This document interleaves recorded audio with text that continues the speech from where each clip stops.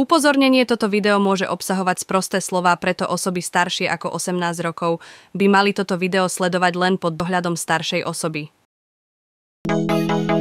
Nedanie znamenia o zmene smeru jazdy, ak to vyžaduje bezpečnosť a plynulosť cestnej premávky. To je za 40 €.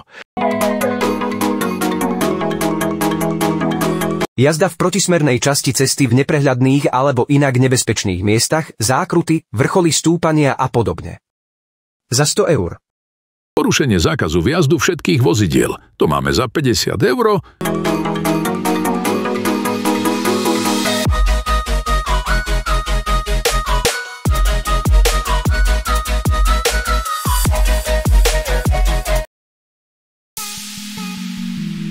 Nedanie znamenia o zmene smeru jazdy, ak to vyžaduje bezpečnosť a plynulosť cestnej premávky. To je za 40 €.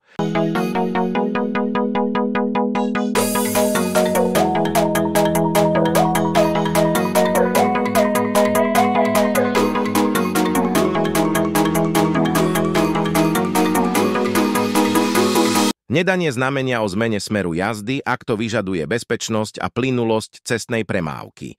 To je za 40 €. Keď sa ti video páčilo, tak budem rád, keď klikneš na palec hore alebo na odber. Ďakujem za tvoj čas, ktorý si strávil nad zhliadnutím videa.